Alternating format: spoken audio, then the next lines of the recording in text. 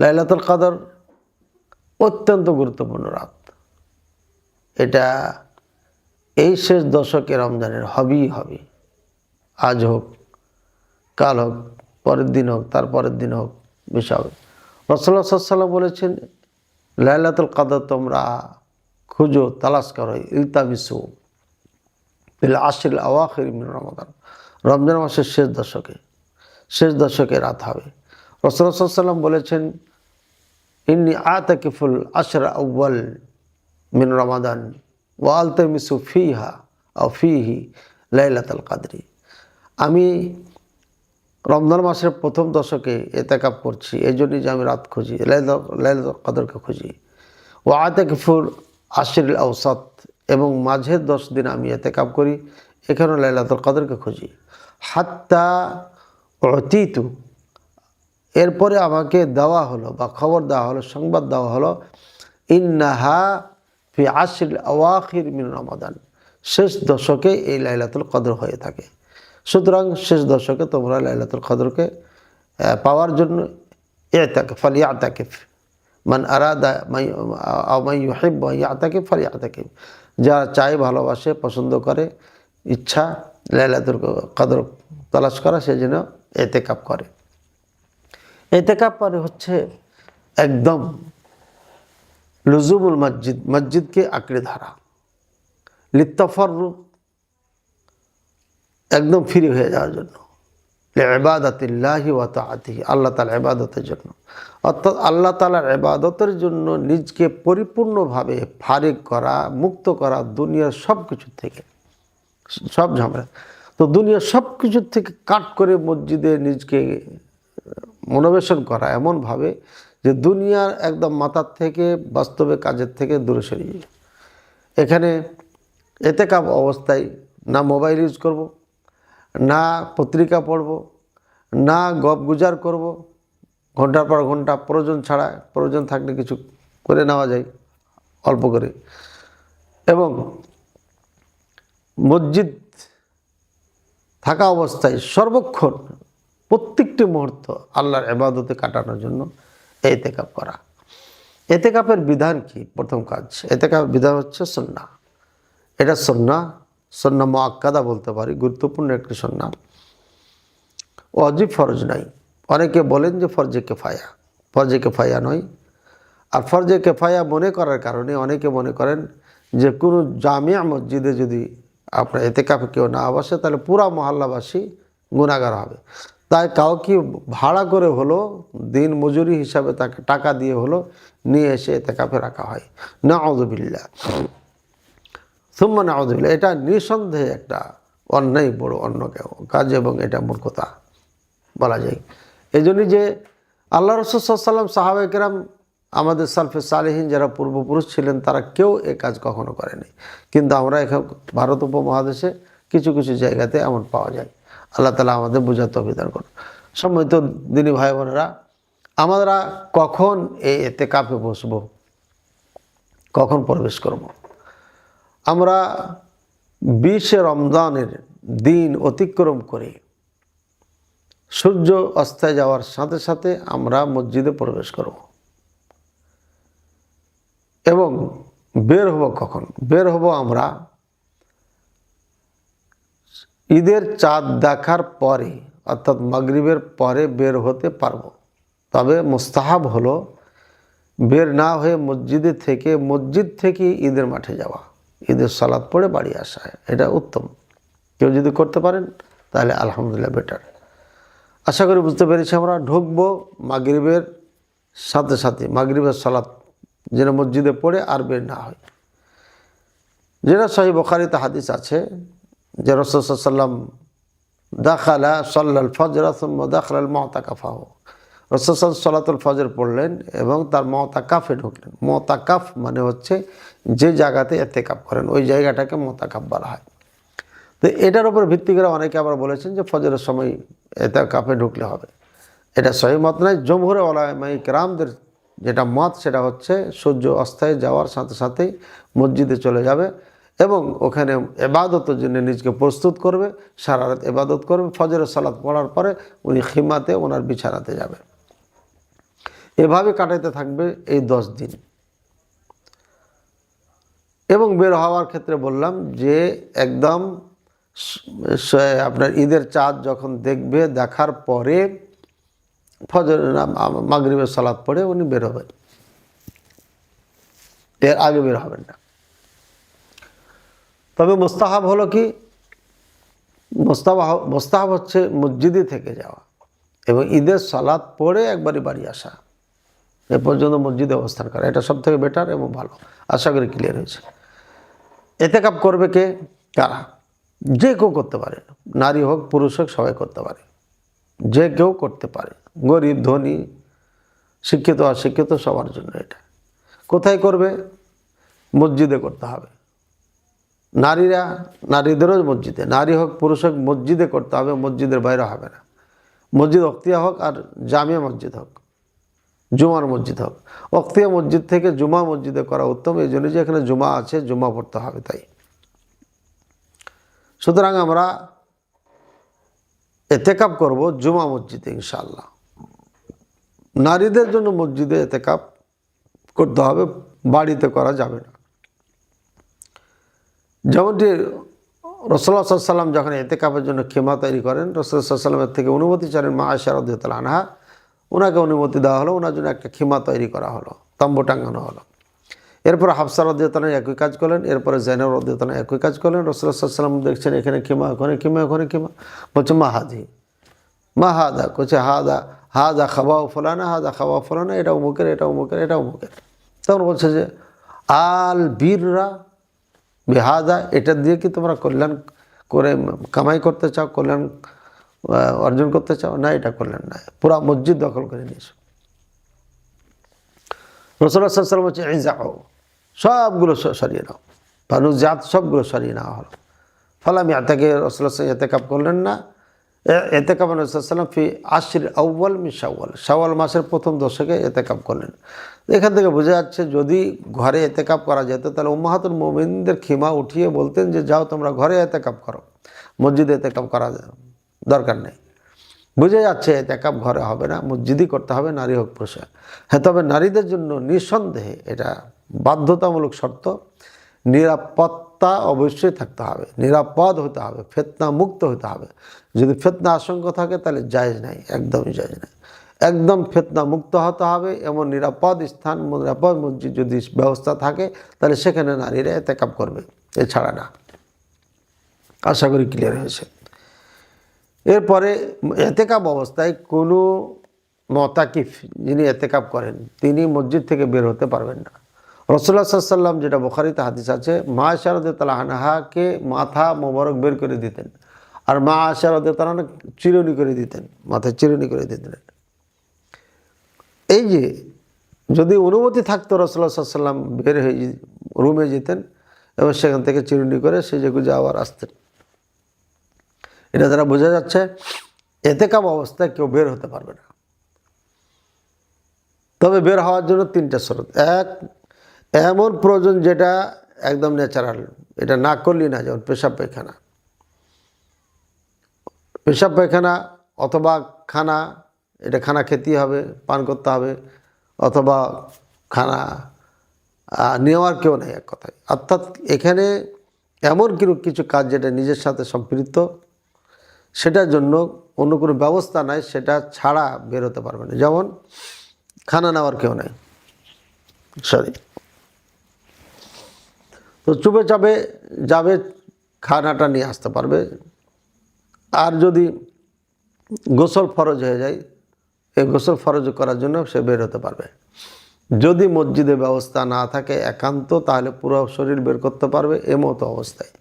দ্বিতীয় হচ্ছে এমন কাজ যেগুলো আপনার জরুরি না, যেমন হচ্ছে অসুস্থ ব্যক্তিকে দেখা, জানাজা অংশগ্রহণ করা, এগুলোতে জায়েজ হবে না বের হওয়া, অনুমতি না। হ্যাঁ, তবে যদি কেউ শর্ত করে ঢোকে, প্রথমেই নিয়াত করে নেয় যে আমার অমুক অসুস্থ আছে, আমি দেখতে যাব, 2 দিন পর 3 দিন পর যাই হোক দেখতে যাব, বা যখন মন চাবে দেখতে যাব।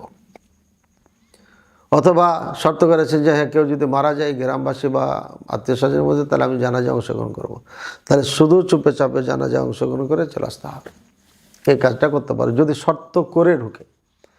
তৃতীয় হচ্ছে যে আপনার যেটা জরুরি নয়, যেটা জরুরি, যেন বেচা কিনা, ক্রয় বিক্রয়, এগুলোর জন্য জায়েজ নেই, এগুলোর জন্য মসজিদ থেকে বের হওয়া জায়েজ নেই। তো সুতরাং স্ত্রীর কাছে যাওয়া এগুলো জরুরি নাই, যার কারণে এগুলোর জন্য জায়েজ নেই। কেউ গেলে এতেকাপ ভেঙে যাবে, এতেকাপ থাকবে না। তাহলে আমরা বুঝতে পারলাম কি, এতেকাপ মসজিদে করতে হবে, মসজিদে থাকতে হবে, মসজিদ থেকে বের হওয়া যাবে না। একান্ত যেটা না করলেই না, কোনো উপায় নেই সেটা ছাড়া। অথবা শর্ত করে ঢুকতে হবে যে হ্যাঁ এতেকাপ আমি ঢুকছি এই শর্তে।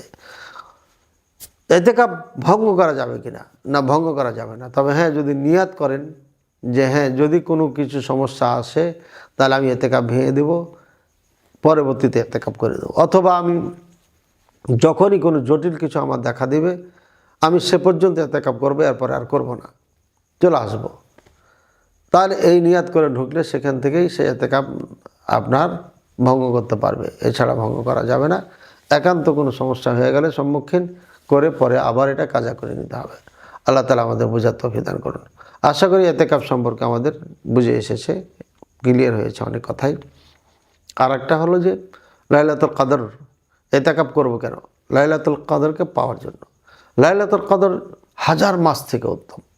লাইলাতুল কদর এ রাত্রিতে অগণিত ফেরেশতার আগমন ঘটে যারা কখনো আসে না। লাইলাতুল কদর এ রাত্রিতে জিবরাইল সাল্লাম আসেন। লাইলাতুল কদর এই সকল ফেরেশতা জিবরাইল আলাইহিস সালাম সহ সবাই শুভে সাদেক পর্যন্ত দোয়া করতে থাকে আমাদের জন্য, সুবহানাল্লাহ। সুতরাং এই বিশাল নেকি, এই অফার, এই সুযোগ ফেরেশতাদের দোয়া পাওয়ার জন্য প্রত্যেকেই আমাদেরকে এই লাইলাতুল কদরে জাগতে হবে। আর জাগার জন্য সবথেকে বেটার জায়গা হচ্ছে আপনার মসজিদ। এই জন্য এতেকাপ। রাসূল সাল্লাল্লাহু আলাইহি ওয়াসাল্লাম কী করতেন? আয়কাদা নিজে আয়কাদা আও আহিয়া লাইলাহু, পুরো রাত উনি কিন্তু জাগতেন। ও আয়কাদা আহলাহু, পরিবারকেও জাগাইতেন, পরিবারকে উঠাই দিতেন, সুবহানাল্লাহ। একটা বাড়িতে যদি নিজে ইবাদত করি, পরিবারও ইবাদতে ব্যস্ত হয়ে যায়, তাহলে নিঃসন্দেহে আল্লাহ তাআলা এই পরিবারকে ভালোবাসবেন এবং আল্লাহ তাআলা সন্তুষ্ট হবেন। আর আল্লাহ তাআলা যদি সন্তুষ্ট হয়ে যান, আল্লাহ তাআলা ভালোবাসেন, তাহলে আর কোনো আপনার সমস্যা নেই, আমার সমস্যা নেই। এই জন্য আল্লাহ তাআলার কাছে সবাই দোয়া করি এবং এতেকাবে যে নিয়ম নীতি আছে সেগুলো মেনে ফলো করি আমরা। কোনো যদি প্রশ্ন থাকে ইনশাআল্লাহ আপনারা আমাদের করতে পারেন।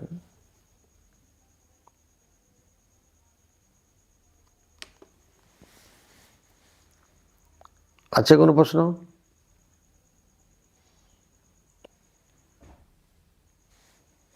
কোনো কমেন্ট আছে কিছু?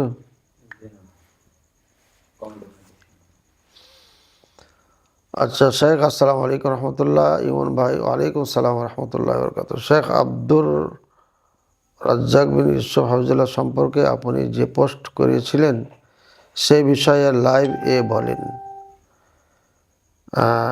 নাজিম হোসেন ভাই, জাযাকুমুল্লাহ খায়রান আপনি প্রশ্নটা করার জন্য।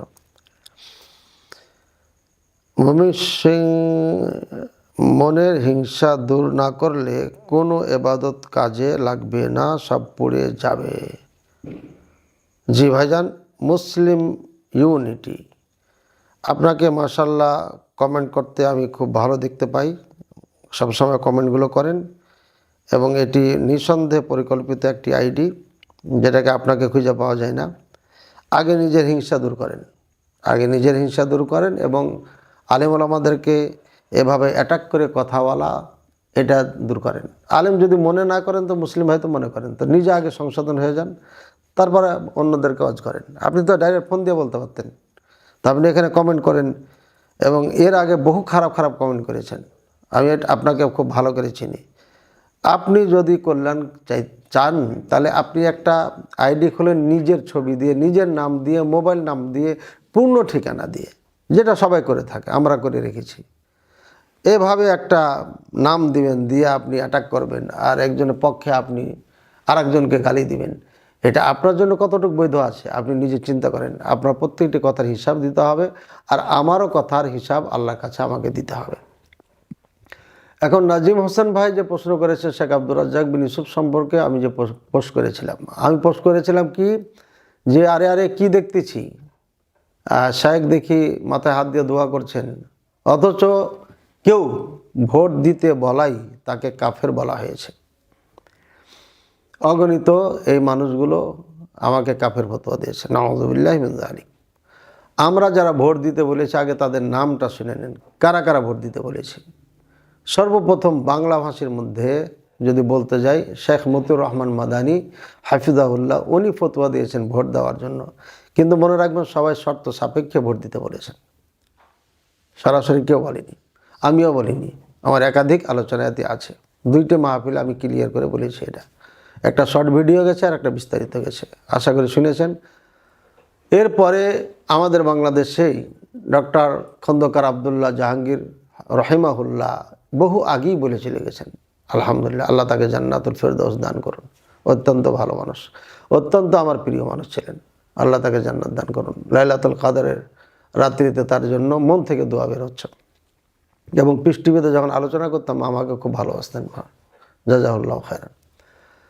এরপরে আপনার বলেছেন আপনার ডক্টর মঞ্জুর ইলাহি হাফিজাহুল্লাহ, এরপরে বলেছেন ডক্টর সাইফুল্লাহ হাফিজাহুল্লাহ, আরও বলেছেন শেখ ডক্টর জাকারিয়া আবু বকর জাকারিয়া হাফিজাহুল্লাহ। তবে এখানে বিভিন্ন কথা ওনার আলোচনা চোখের সামনে এসছে, তবে আমি শুনেছি উনি এটা বলেছেন।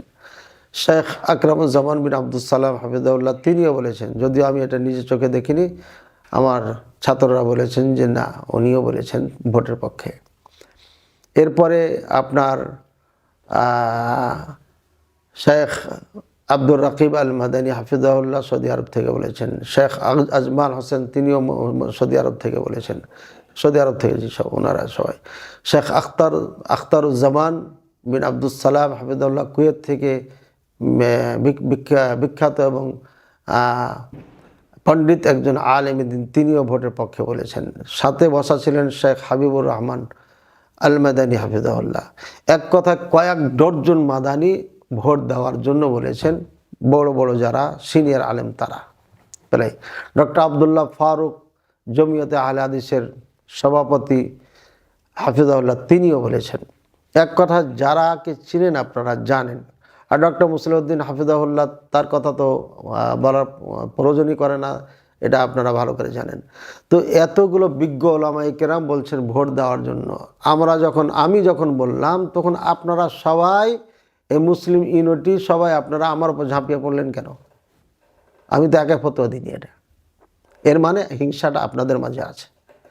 এরপরে আপনি যে যাদের পক্ষ নিয়ে বা যারা এই আইডিগুলো ফেক আইডি হিসাবে ব্যবহার করেন, আপনারা যারা এভাবে অগণিত আইডি, ফেক আইডি, মাশাআল্লাহ, তারপরে ক্রয় করা আইডি আছে, এগুলো আমি চিনি, সবকে জানি যে এগুলো কোনগুলা বিকৃত আইডি, কোনগুলা টাকা দিয়ে চলে, কোনগুলা কাউরি অন্ধবিশ্বাস, অন্ধভক্ত, এগুলো সব চিনি মোটামুটি। তো এই আপনাদের এই গালিগুলো শোনার জন্য, আপনাদেরকে চিনার জন্যই কিন্তু এই পোস্টগুলো খুব দরকার, খুবই দরকার। কারণ আমরা তাকলিদ, অন্ধ বিশ্বাস, অন্ধ অনুসরণ থেকে বেঁচে আমরা নিজকে আহলে হাদিস দাবি করি। আমরা কোরআন সুন্নাহর অতন্দ্র প্রহরী হিসাবে কাজ করি। আর আপনি অন্ধ একজনের ভক্ত হয়ে অন্ধ বিশ্বাস করে আপনি আর একজন আলেমকে হেয় প্রতিপন্ন করবেন, এই আহলে হাদিস আমাদের দরকার নাই। আপনার মতো এই ধরনের আহলে হাদিস আমার দরকার নাই। এবার প্রশ্নের উত্তর, যে শেখ আব্দুর রাজ্জাক বিন ইউসুফ হাফিজাহুল্লাহ, ওনাকে কেন পোস্ট করেছিলাম? যখন আমরা ভোটের জন্য বললাম, তখন ওনার বক্তব্য, ওনার ছেলে আবদুল্লাহর বক্তব্য খুব করে ছাড়া হয়েছে। ওনাদের যারা ফটোকপি করেছেন কিছু বক্তা আছে, আমাদের ছোট ভাই, তারা তো প্রতিদিনই লিখেছে কাফের কাফের কাফের কাফের, গণতন্ত্রকে যারা করে কাফের কাফের। এই একটাই কথা, গণতন্ত্র আমরা দিতে বললাম ভোট, আর গণতন্ত্র যারা করে, বিশ্বাস করে, তারা কাফের। আচ্ছা, আমরা গণতন্ত্র বিশ্বাস করি? কি মনে হয় মুখলেস মাদানী গণতন্ত্র বিশ্বাস করে? মুখলেস মাদানীর স্পষ্ট বক্তব্য আছে, গণতন্ত্র পশ্চিমা গণতন্ত্র কুফরিতন্ত্র, এটা যারা বিশ্বাস করে ভোট দিবে তারা কাফের, এ বক্তব্য আমার আছে। এটাকে জোর দিয়েছেন আপনারা ভোট দেওয়ার সাথে। তো আমি তো ঠান্ডা মাথায় একদম কি বলে যে বুঝে সুঝে সজ্ঞানে ফতোয়া দিয়েছি, সজ্ঞানে। আমি তো পাগল হয়ে যাইনি, বুঝছেন? পাগল তো দেখছি কিছু ভাই হয়ে গেছেন আপনারা। আমরা লেখাপড়া করে, গবেষণা করে ফতোয়া দিয়েছি, আলহামদুলিল্লাহ।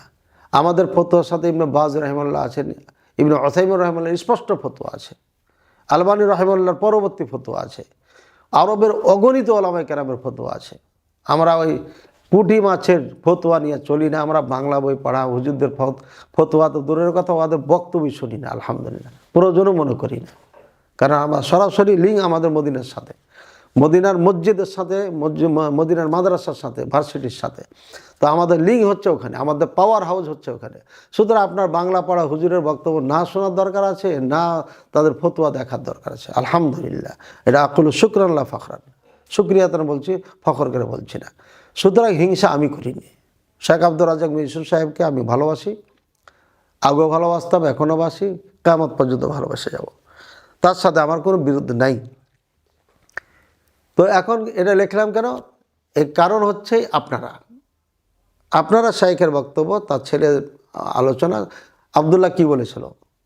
আবদুল্লাহ এক সময় ডক্টর মুসলিউদ্দিনকে বলেছিলেন যে একজন সেকুলার থেকে একজন মুচি আহলে হাদিস অনেক উত্তম। এর মানে কি? ডক্টর মুসলিউদ্দিন থেকে একটা মুচি, এই মুচি অনেক উত্তম। আপনারা বাহবা দিয়েছেন, বাপের বেটা, বাপকা বেটা। তো বাপকা বেটা যে বাহবা দিলেন, ডক্টর মুসলিউদ্দিন কি আহলে হাদিস নয়? সে কি আমাদের শিরোমণি একজন আলেম নয়? সেই সিনিয়র আলেম নয়? তিনি কি কোরআন হাদিস কিচ্ছু বুঝে না?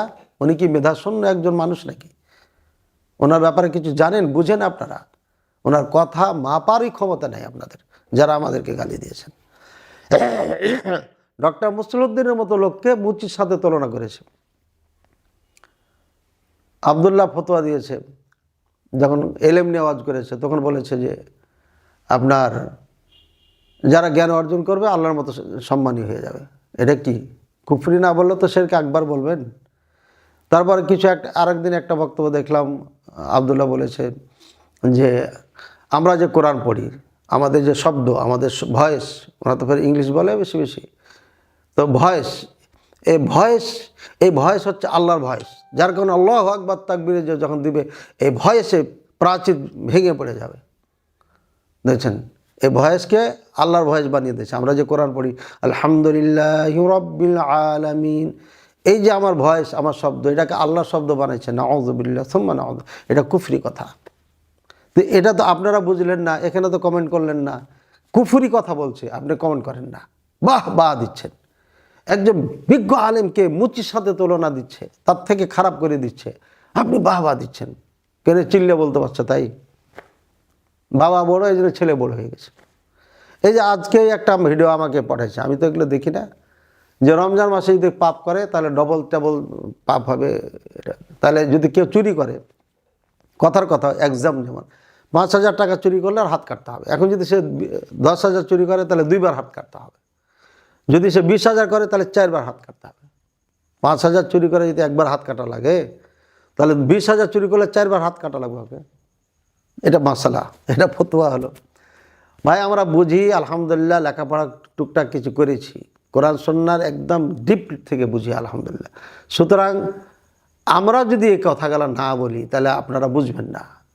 আপনারা জিরোকে হিরো বানান, আর হিরোকে জিরো বানান আপনারা, কেন? না বোঝার কারণে। এজন্য সোহেব বিন মকবুল ভাই একটা লম্বা কথা লিখেছেন, ইনশাল্লাহ আপনারটা পড়ছি। আমরা হিংসা করি না, আমরা যদি এগুলো না বলি এই পরিবারটা ধ্বংস হয়ে যাবে। এই যে কিছুদিন আগে আব্দুর রহিম, ওনার ছোট ছেলে যেটা মাসউদুর রহমান উমরি, কত সিনিয়র আলেম, কত বড় মাপের আলেম, যিনি বুখারী পড়াচ্ছেন যুগ যুগ ধরে, যার হাজার হাজার ছাত্র, তাকে যে ধমক দিয়েছেন। এখন আমি তো এগুলো নিয়ে কথা বলিনি, তা আপনারাই কথা উঠাচ্ছেন। ধমক দিয়েছেন যে বলছে, এভাবে দেখে দেখে বলছেন সরি, আমার যদি ভুল হয় ক্ষমা করবেন।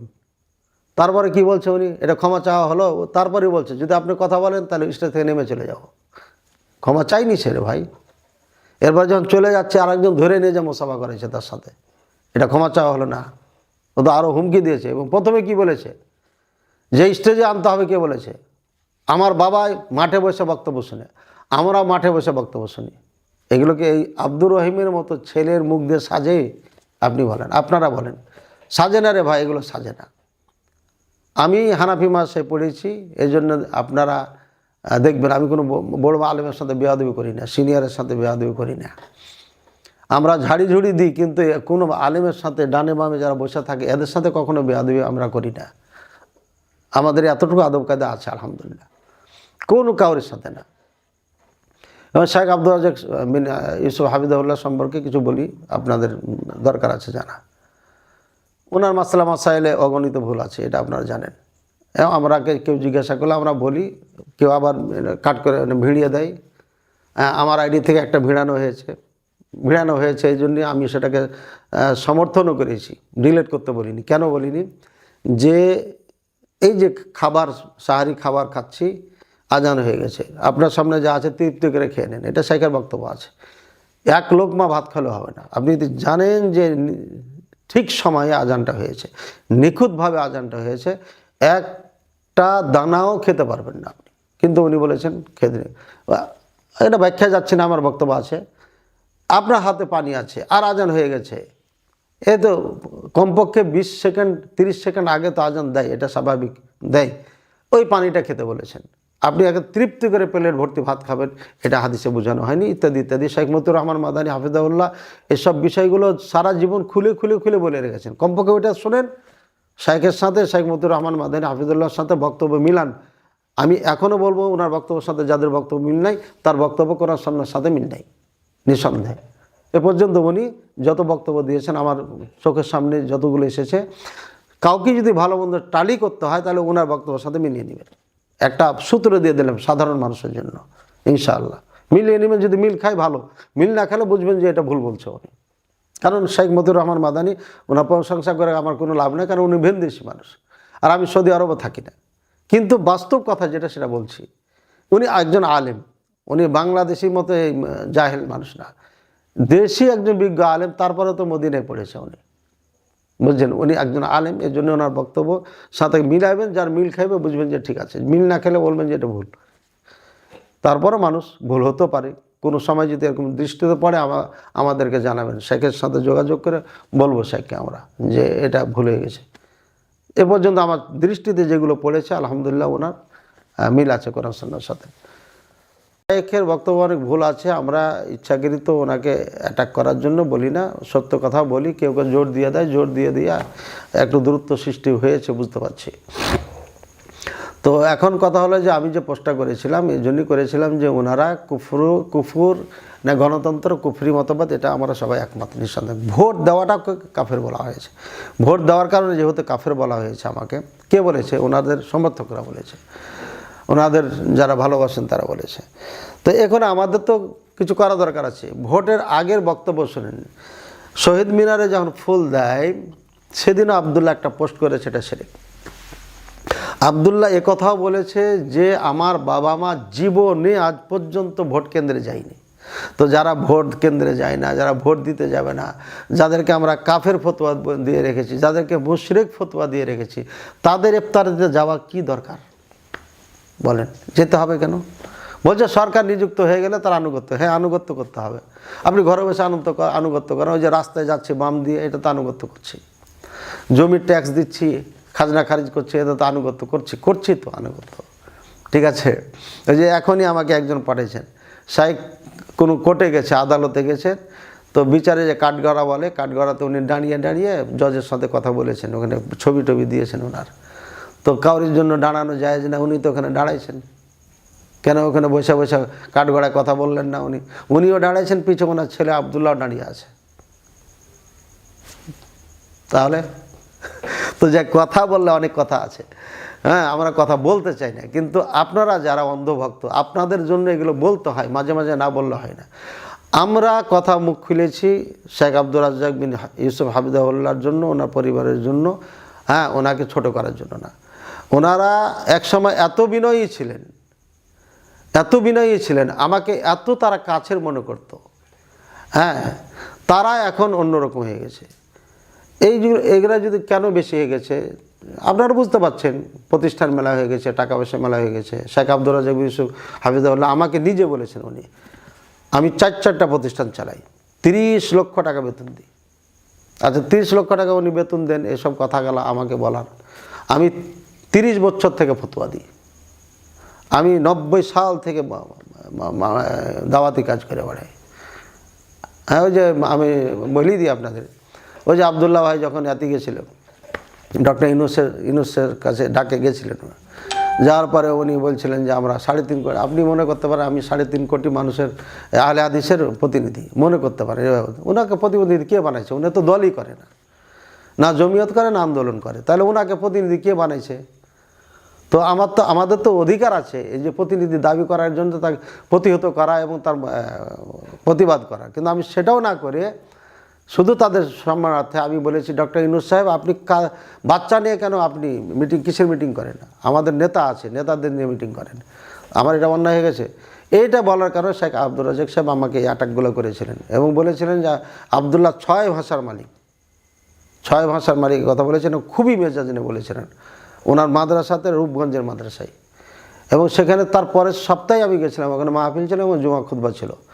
এবং ওসমান ভাই আপনারা চিনবেন, যিনি মাদ্রাসার হর্তাকর্তা ছিলেন, ওসমান ভাই, মোশাররফ ভাই, বাবু ভাই, 3 জনই সবসময় মাদ্রাসায় আমার পাশে থাকতেন। যেহেতু আমি প্রথম শিক্ষক, প্রথম প্রিন্সিপাল জামিয়া সালাফিয়ার, ওনারা আমাকে খুব ভালোবাসেন, আমিও তাদেরকে ভালোবাসি, সাহিত্যও ভালোবাসি। ওনার প্রতিষ্ঠানে আমি প্রথম চাকরি করেছি, প্রথম বলা যাবে না, 12 সালে এক দাওরা মাদ্রাসায় প্রিন্সিপালের দায়িত্ব পালন করেছি। এরপরে ওনার মাদ্রাসায় গেছি।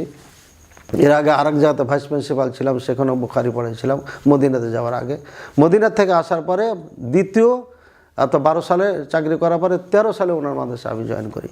তো এই হিসাবে একটা ভালোবাসা আছে। ওসমান ভাই আমাকে নিয়ে গেলেন, আমি না এখন না যাওয়াই ভালো, একটা বক্তব্য নিয়ে হইচই চলছে।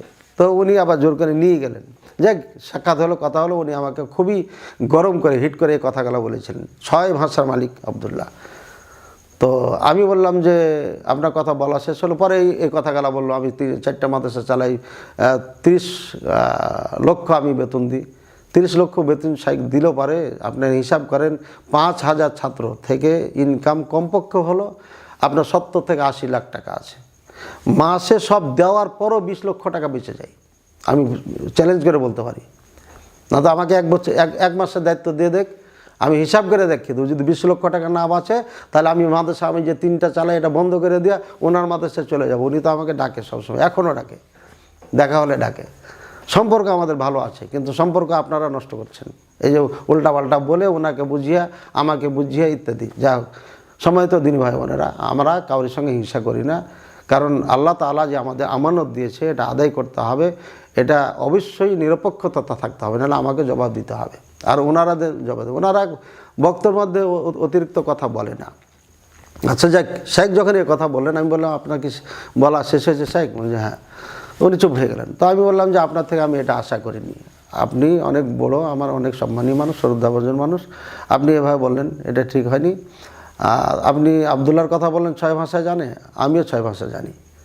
তখন উনি বললেন যে তাহলে আপনি 1 ঘন্টা ইংলিশে বক্তব্য দেন। তো আমি বললাম যে শুধু আপনি না, আপনি আপনার 3 ছেলে, 4 বাবাটা মিলে ফার্সিতে 5 মিনিট বক্তব্য দেন। আমি ফার্সি জানি আলহামদুলিল্লাহ, এবং ফার্সিতে অনার্গল কথা বলতাম এক সময়, এবং ফার্সিতে কথা বলার কারণেই ইন্ডিয়াতে আমাকে ভর্তি নেই, নিয়ম নীতি ভেঙে আমাকে ভর্তি নেওয়া হয়েছিল, এবং আরবিতে কথা বলা। আমি সেই ছাত্র বয়স থেকে আরবি জানি, মদিনা যাওয়ার অনেক আগের থেকে আলহামদুলিল্লাহ অনার্গল আরবিতে কথা বলতে পারি। এবং মদিনা যাওয়ার আগে আমি এরাবিয়ানদের অনুবাদক ছিলাম, দোভাষী ছিলাম। আমার এলাকায় মাহফিল হলে আমি অনুবাদক ছিলাম, দোভাষী কাজ করতাম আলহামদুলিল্লাহ। আকুল শুকরাল্লাহ ফখর, আমি শুক্রিয়াতেন বলছি, ফখর করে বলিনি। তো উনি এই যে এভাবে কথা বললেন, আমি বললাম যে শেখ আপনার ছেলে ইংলিশ শিখেছে, আরবি শিখেছে, উর্দু, হিন্দি শিখেছে, সব আমি শিখেছি। উনি ইংলিশে একটু ভালো পারে, আমি ইংলিশে একটু কম পারি, কিন্তু ফার্সিতে আমি জানি, যেটা আপনারা জানেন না। তো আবার আবদুল্লাহ আমার মাঝে পার্থক্য কি, আবদুল্লাহকে আপনি টাকা দিয়ে এগুলো শিখেছেন, আর আমি ন্যাচারাল পড়তে শিখেছি। আমি গরিবের ছেলে, আমাকে আমার বাবা লন্ডন পাঠাইতে পারিনি, আমাকে বাবা ভারত পাঠাইতে পারিনি, আমি নিজে গেছি। আমার বাবাও জানতো না যে আমি ভারত চলে গেছি, মাদ্রাসায় গেছি, মাদ্রাসার থেকে কাঁকড়াইল তবলিগের সেন্টারে গেছি, এক ভাইয়ের সাথে সাথ পেয়েছি, চলে গেছি ওনার সাথে দেওবন্দ। আমার বাবার টাকা দিয়ে আমি পড়তে পারিনি, টিউশনি জীবনে আমি পড়িনি, কখনো টিউশনি পড়িনি। তো সুতরাং আমার পড়া তার মধ্যে পার্থক্য আছে, আসমান জমিন পার্থক্য আছে। আপনি টাকা দিয়ে পড়েছেন আর আমি টাকা ছাড়া পড়েছি, এই সব কথাগুলো ওনার সামনাসামনি হয়েছে আলহামদুলিল্লাহ। আমি ওনাকে ছোট করার জন্য না, যে বোঝানোর জন্য। এরপরে আবদুল্লাহ যদি দেওবন্দে পড়ে এটা নিয়ে সন্দেহ আছে। এক মাদানী সাহেব বলেছে না, ও ভর্তি হয় নাই, জাস্ট ক্লাসে বসতো। তো সেটা নিয়ে আমি কথা কখনো বলিনি, এলে জানি আগে থেকে। যদি আবদুল্লাহ ভাই সত্যিকারই ভর্তি হয়ে পড়ে থাকে, ওনার সার্টিফিকেটটা পেশ করবে যে হ্যাঁ এই যে সার্টিফিকেট আমার, এবং তার একটা কার্ড আছে, দেওবন্দে পড়লে একটা কার্ড দেওয়া হয়, কার্ড নাম্বারটা বলবে উনি। এখনকার তো মোবাইলের যুগ, ওনার তো ভিডিও মোবাইল ছিলই, তাহলে ওর ফটো। বড় বড় শিক্ষক আলহামদুলিল্লাহ চাকরি করছে, 30,000 টাকা বেতন দিয়ে। বোখারির টিচার, তারা যুগ যুগ ধরে বোখারি পড়িয়ে আসছেন। এমন টিচারগুলো আমার মাদ্রাসা আছে, বোখারি পর্যন্ত এখানে আমার ক্লাস আছে। তো আমাকে আল্লাহ যতটুকু সুযোগ দিয়েছে এটা তো কম না, ওনার তুলনায় কিচ্ছু না হলে তো কম না, অনেক কিছু আলহামদুলিল্লাহ। তো উনি এই কথাগুলো বলেছেন। তাই সুতরাং এখন ওনাকে আমি বলেছিলাম, উনি বেঁচে আছেন সাক্ষী, ওনাকে জিজ্ঞাসা করবেন। তো এখন কথা হলো যে আমরা চাই ফ্যামিলিটা বাঁচুক। ফ্যামিলিটা যদি অহংকার গৌরবে এভাবেই যদি পথ হারিয়ে ফেলে, তাহলে পরে যে কাজটা হচ্ছিল ওটাও হবে না। এই জন্য ফ্যামিলিটাকে বাঁচানোর জন্য আমাদের মতো কিছু আলেম লাগবে, নিঃস্বার্থ যারা কথা বলবে, নিঃস্বার্থ পারে। এ কথা বলার কারণে জীবনে আমাকে সালাফি কনফারেন্সে দাওয়াত দিবে, আগে তো দাওয়াত দিত আমাকে। যেহেতু আমি আন্দোলনের কনফারেন্সে ছিলাম, ইজতেমায় ছিলাম, কাজে ওখানে যেতে পারিনি, মানে যাইনি। এই জন্য যে এখানে যেহেতু আছে ওখানে যাওয়া হয়নি, কিছু ভাইও নিষেধ করছিলেন, এই জন্য যাওয়া হয়নি। তো সেখানে তো আর দাওয়াত দিবে না আমাকে, কখনো দিবে না, যেহেতু এই সমস্যা। তো আরও ওনাদের 700টা বক্তব্য হয়ে গেছে, মানে 700টা মাহফিলের জায়গা হয়ে গেছে। ওই 700 জায়গাতে তো আমাকে দাওয়াত দিবে না। কাজে ওদের ব্যাপারে মুখ খুলতে হলে 1000বার না, কোটিবার চিন্তা ভাবনা করে মুখ খুলতে হবে, নাহলে একদম বন্দি হয়ে যাবেন। যেমন চলে এসছে হুমকি আমাকে হত্যা করার, এবং আরও খারাপ মানে ভয়ঙ্কর তথ্য পেয়েছি আমি, যে ওখানে কে কে ছিল এটাও তথ্য পেয়েছি। যখন এই হুমকিদাতা হুমকি দেয় আমাকে, ওখানে কারা কারা ছিল এদের নাম বললে আপনারা আসমান থেকে জমিনে পড়ে যাবে। যা হোক ভাইয়ারা আমার, এভাবে কমেন্ট করা, গালি দেওয়া, কাফের বানানোর কারণে আজকে আমাকে এই মুখটা খুলতে হলো। এবং প্রশ্ন করেছেন নাজিম হোসেন ভাই, এই জন্য আমি উত্তর দিলাম। গণতন্ত্র হারাম আমরা সবসময় বলি, এতে কাউর দ্বিমত নাই পৃথিবীতে। ভোট দিব কি দিব না, এই 26 সালে এসে এতগুলো আলেম আমরা ভোট দিতে বলেছি, সবগুলো মাদানি, বড় বড় মাদানি আলেম, এবং সাথে আছে বড় বড় বিজ্ঞ ওলামায়ে কেরাম যারা বহির্বিশ্বের থেকে ডিগ্রি নিয়ে এসেছেন। এক কথায় বলতে পারি, আর বেশি বলবো না, যে বহির্বিশ্বের থেকে যারা ডিগ্রি নিয়েছেন এরা সবাই ভোট দিতে বলল। আর আপনি বলছেন যে ভোট দিলে পারে ওর পাপ সব নিয়ে নিতে হবে। কে বলেছে ওর পাপ? আপনি বিয়ে পড়াইছেন, কাউরে বিয়ে পড়িয়ে ও নাউজুবিল্লাহ অপকর্মে জড়িত হয়েছে, অন্যায় জড়িত হয়েছে, তাহলে ওর পাপ আপনাকে নিতে হবে। তাহলে বিয়ে পড়াই বন্ধ করে দেন, বিয়ে পড়ায়েন না। শালীর সঙ্গে দেখা করলে পাপ হবে না, তাহলে ও পাপ আপনাকে নিতে হবে বিয়ে পড়ার কারণে। কি এসব আলতু ফালতু ফতোয়া! আর আপনারা এগুলো কানে নিয়ে মাথায় ঢুকিয়ে মদিনায় পড়লে কি হবে, মক্কায় পড়লে কি হবে, কি শিখছে, কি শিখেছে, এই সব কথা শুনে আপনারা মনে করছেন যে আমরা কিচ্ছু বুঝি না। আমরা বুঝি ভাই, বুঝে সুঝে দেখে শুনে আমরা মাসালা বলি। এই জন্য আপনাদেরকে আমি ফারাইজি দোস্তকে বলেছিলাম যে পারলে তুমি আমার বক্তব্য নিয়ে ভুল ধরে দেখো। পারিনি, ফারাইজি এখনও পারিনি, এখনও বলছি আমাদের মাসালা ভুল থাকলে আসেন, মুখে সামনাসামনি কথা বলেন। যদি কোমরে শক্তি থাকে তাহলে এলমি বাহাস মোনাজারা হবে। হ্যাঁ, আর একটা আমি তথ্য বলে দিই। বহুদিন আগে আবদুল্লাহ এক বক্তব্য বলেছিল যে প্রত্যেকটি লাইন, প্রত্যেকটি কথা জিম্মাদারি আমি নিচ্ছি। এরপরে যে বক্তব্যগুলো দিয়েছে ওই বক্তব্যের বাহাস মোনাজারার জন্য বিভিন্ন ভাষা, যে ভাষা চাইবে সে ভাষায় চ্যালেঞ্জ করেছিল। ওই চ্যালেঞ্জটা আমি গ্রহণ করেছিলাম এবং আমি নাম ধরে বলে দিচ্ছি। আমাদের শরীদ্দভাজন সৈয়দ ডক্টর আসাদুল্লাহ গালিব হাফিজাউল্লাহর বড় ছেলে আহমদ আবদুল্লাহ সাকিব ভাইকে আমি বলেছিলাম এই চ্যালেঞ্জ আমি গ্রহণ করতে চাই। উনি আমাকে নিষেধ করেছিলেন যে না, ঘরে ঘরে আগুন লাগানো লেগে যাবে, দরকার নেই, এগুলো মানুষ হাসবে। আমি এই চ্যালেঞ্জ গ্রহণ করাও করিনি ভাইয়ের পরামর্শের কারণে। সেখানে সে ভুল বক্তব্য দিয়েছে, একটা দুটা না। আমি বললাম যেমন লাইনে লাইনে ওই জিম্মাদারি নিয়েছে শব্দে শব্দে, আমি লাইনে লাইনে তার ভুল ধরিয়ে দিতে পারবো। আমাকে চ্যালেঞ্জ যদি জানতে আসতে পারেন, যদি এলেমের জোর থাকে তাহলে আমার সাথে বুঝতে পারেন। আমি চ্যালেঞ্জ নিলাম আজকে বসার জন্য, এবং তাদের যত মাসলা মাসাইল আছে আমি চ্যালেঞ্জ গ্রহণ করলাম। চ্যালেঞ্জে আসতে পারেন, বুঝতে পারেন। আপনারা গালি দিবেন কেন? আপনারা এলেম নেবেন, সবার থেকে এলেম নেবেন। আপনারা কেন পক্ষ নেবেন? আপনি আপনাকে জান্নাতে নিয়ে যাবে, কেউ জান্নাতে নিবে আর কেউ জাহান্নামে নিয়ে যাবে, এই জন্যই পক্ষ নেবেন? পক্ষ নেবেন কেন? পক্ষ নেবেন কেন? চেহারা খারাপ তাই, যে না দেখতে ভালো লাগে না এই জন্যই চেহারা দেখে পক্ষ নিচ্ছেন, না এলেম দেখে নিচ্ছেন, না কোনো স্বার্থে যদি পক্ষ নেন কিয়ামতের দিন আপনাকে হিসাব দিতে হবে, প্রত্যেকে হিসাব দিতে হবে। যে কথাগুলো বললাম এগুলো বলার একদম ইচ্ছা ছিল না, কিন্তু বললেন তাই বলে দিলাম। আল্লাহ তাআলা মাফ করুক। দোয়া করি আল্লাহ তাআলার কাছে, আল্লাহ তুমি আমাদেরকে সঠিক সহজ সরল পথে চলা তৌফিক দান করিও। আর হিংসা বিদ্বেষ অন্তরের মধ্যে বিন্দু পরিমাণ তো কখনো রেখো না আল্লাহ, একদম তিল পরিমাণও না আল্লাহ। হিংসা নিয়ে যেন কখনো কোনো কথা বক্তব্য না দিতে হয়। আমিন আল্লাহ আমিন। এবার আমাদের মোহাম্মদ সোহেল বিন মকবুল ভাই একটা কমেন্ট করেছেন, অনেক লম্বা মনে হচ্ছে, আমি পড়ি। আসসালামু আলাইকুম রহমতুল্লাহ। ওয়ালাইকুম আসসালাম রহমতুল্লাহ। মাননীয় শায়েখ, সমাজে টাকার ফেতরা চালু আছে। টাকা না দিলে সমাজে ফিতনার সৃষ্টি হয়। সেক্ষেত্রে টাকা সাধারণ দানের নিয়তে দেওয়া হয়, আর চাউল জাকাতুল ফিতরের নিয়তে দেওয়া হয়। এক্ষেত্রে শরীয়তের দৃষ্টিতে বিধান কি হবে জানিয়ে উপকৃত করবেন ইনশাআল্লাহ। জাযাকুমুল্লাহ খায়রান। সমাজে টাকার ফেতরা চালু আছে, টাকা না দিলে সমাজে ফিতনা সৃষ্টি হয়। সেক্ষেত্রে টাকা সাধারণ দানের নিয়তে দেওয়া হয়, আর চাউল ফিতরার নিয়তে দেওয়া হয়। জি, দিতে পারেন। ফিতনা যেহেতু হয়, এখানে যদি ফিতনা হয় এবং সমাজের মধ্যে হট্টগোল সৃষ্টি হয়, ফিতনাকে বাঁচানোর জন্য আপনি দান হিসাবে টাকা দিলেন আর ফিতরার জন্য চাউল দিলেন, কোনো সমস্যা নাই। এটার জন্য আপনি এক্সট্রা নেকি পাবেন, যে টাকাটা দিয়েছেন সাদকার নেকি পাবেন ইনশাআল্লাহ, নিঃসন্দেহে।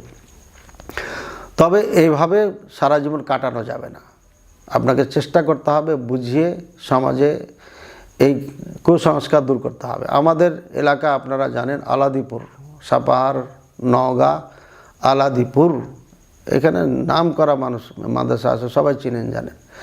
এমন এলাকা, বিশাল বড় বড় আলেম, আর প্রত্যেক ঘরে ঘরে আলেম। এখানে সর্বপ্রথম আমাদের এলাকায় যখন চলছিল ধানের ফেতরা দিত মানুষ, টাকা দিত, ধান দিত। সর্বপ্রথম আমি মদিনা দেওবন্দ থেকে যখন পড়ে আসি 98-এ, তখন আমি মাসালাদি খুতবাতে আলাদিপুর মাদ্রাসার মসজিদে, যে ধানের ফেতরা দেওয়া যাবে না, টাকার ফেতরা দেওয়া যাবে না। এরপরে আমাদের যিনি পীর হুজুর ছিলেন রাহিমাহুল্লাহ, এবং আরও আমার ওস্তাদ মহোদয় ছিলেন, ওনাদেরকে বললাম যে ওস্তাদ আমি এই ফতোয়া দিয়ে দিয়েছি, ঈদগাহার মাঠে আপনারা সম্মুখীন হতে পারেন উত্তর প্রশ্নের, সুতরাং বাকিটা আপনাদের উপরে ছেড়ে দিলাম। তো উনি চালাক মানুষ ছিলেন, উনি কৌশল করে বলে দিলেন, আরে ধানের ফেতরা দেওয়া যাবে না, চাউলের ফেতরা দিবেন, আর যদি চাউল না দিতে পারেন টাকা দিবেন। তো উনি টাকাটাকে রেখে দিয়েছিলেন, টাকাটাকে আপনার না করেননি, সমাজে ফিতনা হওয়ার কারণেই উনি এটা রেখে দিয়েছিলেন। এরপরে মোনাজাত নিয়ে তো ছিলই, এই সবগুলো আলহামদুলিল্লাহ কৌশলে আজ কিচ্ছু নেই। আমি সেই 91 থেকে মোনাজাত করি না, ওই মসজিদে যেখানে আখড়া মোনাজাতের। উনি একবার ডেকে আমাকে মোনাজাতও বসিয়ে দিয়েছিলেন শেষ ছাত্র বয়সে। তো সুতরাং আল্লাহ তো সবল করেছেন, এই জন্য আপনাকে চেষ্টা চালিয়ে দেয়। শুধু আমার এখানে কৃতিত্ব না, আমরা তো ফতোয়াবাজি করতাম না, একদম দেওবন্দ থেকে আসার পরে এই ফতোয়াটা দিয়েছিলাম। বাকি ফতোয়া আমি কখনো দিতাম না ওনাদের ওপরে, কিন্তু আমি ওনাদেরকে পরামর্শ দিতাম যে এটা না, এটা তো আমি দেওবন্দে পেলাম না, আপনারা করছেন কেন। এভাবে কৌশলে অনেক কুসংস্কার, মৃত্যু ব্যক্তির বাড়িতে যে খাওয়া খানি করা, এগুলো সব আলহামদুলিল্লাহ আমি ওই পীর হুজুরকে বলে বন্ধ করেছিলাম, অটোমেটিক বন্ধ হয়ে গেছে এগুলো। তো এই ধরনের আপনার কৌশলে যারা বিজ্ঞ আলেম আছে তাদেরকে নিয়ে আপনারা ধীরে ধীরে কৌশলে কুসংস্কারগুলো, বেদাতগুলো দূর করতে হবে, শিরক বেদাত যা আছে সব কিছুই।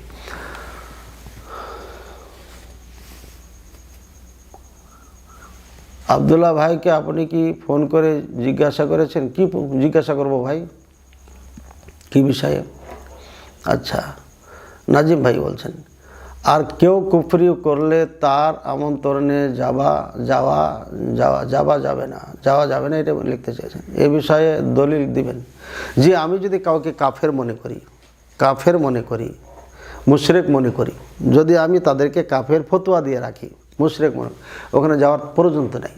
আপনি হিন্দুর বাড়ি খেতে যাবেন কেন? আপনার কি বাধ্যকতা আছে? বলে হ্যাঁ, রাসূলুল্লাহ সাল্লাল্লাহু আলাইহি ওয়াসাল্লাম যে ইহুদির বাড়ি দাওয়াত খেয়েছেন, ইহুদি তো জবাই করা খাওয়া যায় যাচ্ছে ভাই, কিন্তু কোন মুশরিকের বাড়ি খেয়েছেন উনি? দাওয়াত খেয়েছেন, দাওয়াত আমন্ত্রণে গেছেন, যাননি। যদিও যাই, ওটা সময় ছিল একটা, কিন্তু ইসলাম ফাতে মক্কার পরে কখন কোনো মুশরিকের বাড়ি খেয়েছেন? রাসূলুল্লাহ সাল্লাল্লাহু আলাইহি ওয়াসাল্লাম গেছেন দাওয়াতে, বিয়ের আয়োজনে না যায়নি। তো আমরা তো মুশরিক ফতোয়া দিয়ে রেখেছি যারা গণতন্ত্র করে। আর তারেক রহমান তো গণতন্ত্র বিশ্বাস করে, এবং সে তো স্মৃতিসৌধে শহীদ মিনারে ফুল দেয়, ইনারা তো সবাই মনে প্রাণে ফুল দেয়। তা আপনারা তো একে মুশরিক বানিয়ে রেখেছেন, গণতন্ত্র বিশ্বাসের কারণে কাফের বানাইছেন, তাহলে কাফের দাওয়াত খেতে হবে কেন? আমি যে প্রয়োজন নাই ওখানে যাওয়ার, কেন যাব আমি ওখানে? আমি যে ফতোয়া দিয়ে রেখেছি, কোরআন সুন্নাহর সাথে যে সংঘর্ষ, তো যাব কেন? হ্যাঁ, আপনি চুপ থাকতেন, তারপরে দাওয়াত দিলে যেতেন, তাহলে কথা ছিল না। আপনারা তো আমাদের বিপক্ষে ফতোয়া দিয়েছেন, আমরা যখন ভোট দিতে বললাম আমাদের বিপক্ষে ফতোয়া, সুতরাং বিপক্ষে ফতোয়া দিয়ে আপনি আবার ফট করে চলে যাচ্ছেন কেন? এটা তো যাওয়া যাবে না। আপনি বলেন কেন গেলেন? ফতোয়া দিলেন একটা, গেলেন কেন? উনি কি মক্কায় আছেন, যে এখন মক্কি জীবন, না গেলে পরে ওনার ন্যাশনালিটি বাদ করে দেবেন, এমন কিছু আছে? নেই। তো যেহেতু নাই, তাহলে কেন যাবেন? অবশ্যই না যাওয়াই ঠিক উচিত ছিল। মতিউর রহমান আবদুল্লাহর সাথে মিল খেলে সেটা ঠিক। আমি কি বলেছি ভাই, এটা সূত্র বলে দিন। বললাম হ্যাঁ, সূত্রই বলছি যে মিল খেলে ঠিক এ পর্যন্ত ওনার যতগুলো ফতোয়া আমি শুনেছি, দেখেছি, সেগুলো কোরআন সুন্নাহর সাথে মিল আছে আলহামদুলিল্লাহ। এই জন্যই বলেছি মিলিয়ে নেবেন। যদি এটা বলেছি, যদি দেখেন যে না এটা মিল খাচ্ছে না, কোরআন সুন্নাহর সাথে আমার বুঝে আসছে না, আমাদেরকে জানাবেন, ইনশাআল্লাহ ক্লিয়ার করব। ওনার সাথে আলোচনা, ওনার যদি ভুল হয় তাহলে ওনার সাথে আলোচনা করব, আর যদি ওনার ভুল না হয় তাহলে আমরা জানাবো যে হ্যাঁ এই কারণে এটা ঠিক আছে। হ্যাঁ, এটা বলিনি যে উনি কোরআন হাদিস, এবং এ কথা বলেছি মানুষ ভুলে উঠবে না, উনিও ভুলে উঠবে না, আমিও না, কেউ না।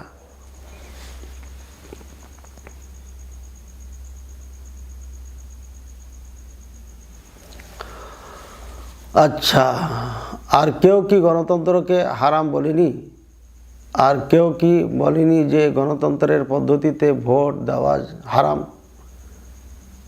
হ্যাঁ ভাই, এটা ওনারাই বলেছেন ভোট দেওয়া হারাম।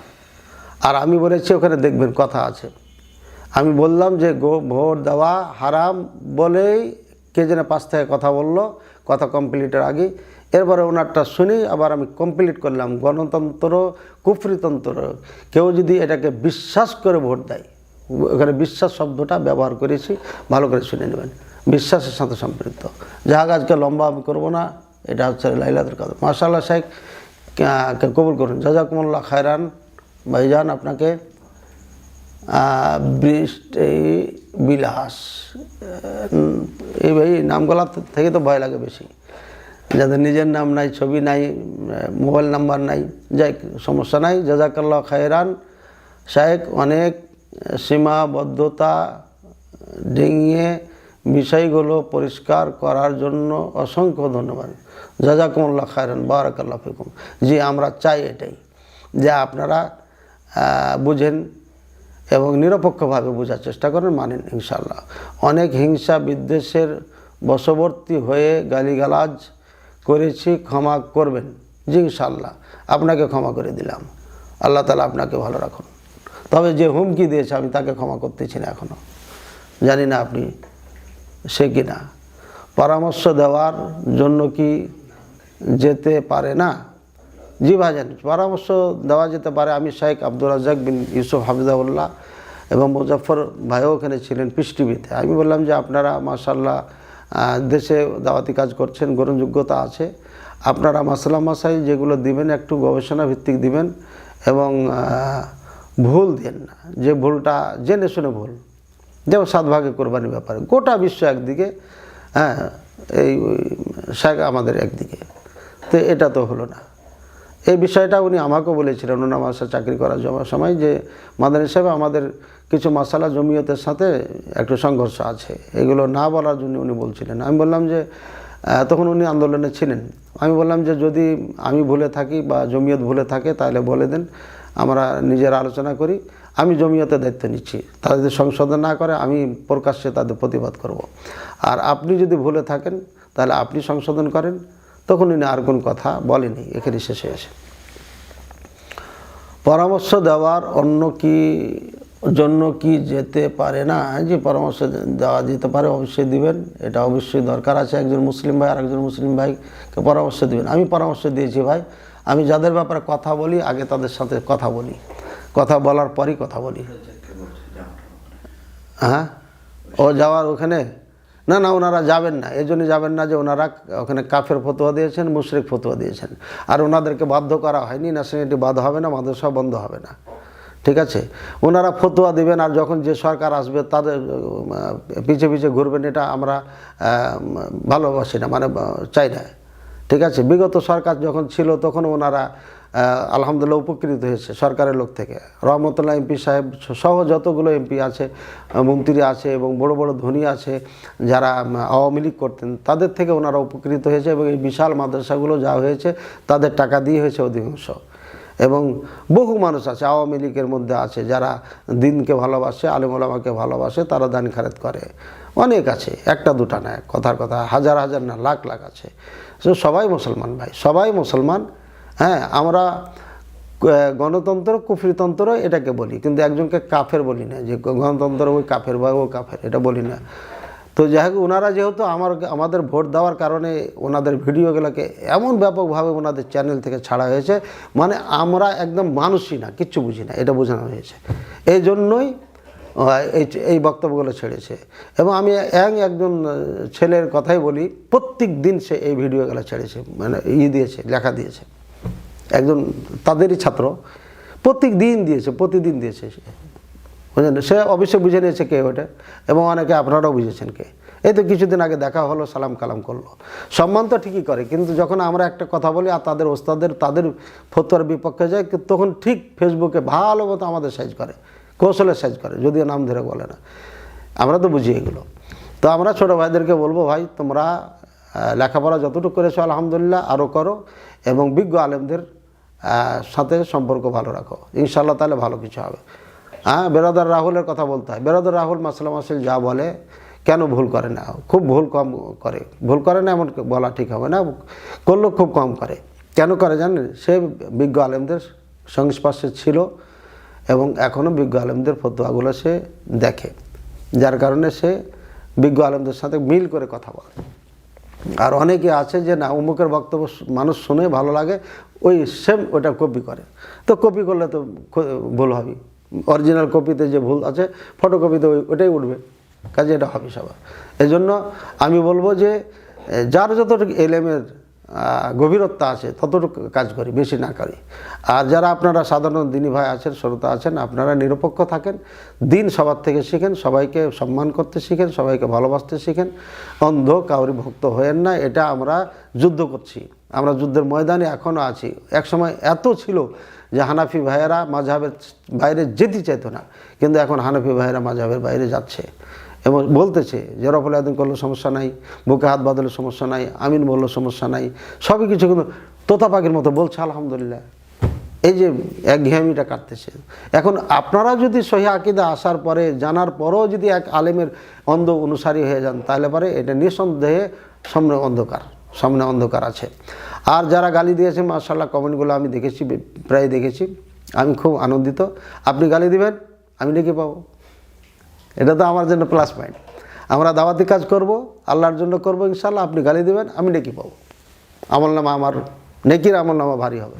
আমি তো চাই আমার আমলনামা ভারী করতে, আল্লাহ তাআলা যেন আমাকে তৌফিক দান করেন, আল্লাহ যেন কবুল করেন। এবং আমি সবসময় তো দোয়াই করছি, আল্লাহ শহীদি মৃত্যু ছাড়া মৃত্যু দিও না। শহীদি মৃত্যুর জন্য আমি সবসময় দোয়া করছি, আল্লাহ কাফেরদের হাতে মৃত্যু দিও। তো যদি আপনি আমাকে কাফের ফতোয়া দিয়ে কাফের না হন, আর আপনি আমাকে মেরে ফেলে দেন, তাহলে তো আমার হলো না শহীদ। কাজে আপনি আমাকে যখন কাফের বলেছেন, নিজে কাফের হয়ে গেছেন, কেন আমি কাফের না? আলহামদুলিল্লাহ, পুরোপুরি মনের থেকে ইতমিনানের সাথে বলছি কোরআন সুন্নাহর সামনে, আমি কাফের নয়, আমি মুসলিম আলহামদুলিল্লাহ, এবং অরিজিনাল মুসলিমদের একজন আলহামদুলিল্লাহ। আমি ফখর করে বলছি ইনশাআল্লাহ, এটা গৌরব করে বলছি ইনশাআল্লাহ। তো সুতরাং আমাকে যদি কাফের ফতোয়া দেন, তাহলে আমি কাফের না হলে পরে আপনি কাফের হবেন, আর আপনি হত্যা করলে পরে আমি শহীদ মৃত্যু পাবো, দরজা পাবো ইনশাআল্লাহ। আল্লাহ তাআলা আমাকে, আপনাকে, সবাইকে সঠিক বুঝে সঠিক পথে চলার তৌফিক দান করো আমিন। ও সাল্লাল্লাহু আলা নবিনা মুহাম্মদ ওয়া আলা আলিহি ওয়া সাল্লাম। সুবহানাকাল্লাহুম্মা ওয়া বিহামদিকা আশহাদু আল্লা ইলাহা ইল্লা আনতা আস্তাগফিরুকা ওয়া আতুবু ইলাইক। আসসালামু আলাইকুম ওয়া রাহমাতুল্লাহি ওয়া বারাকাতুহু।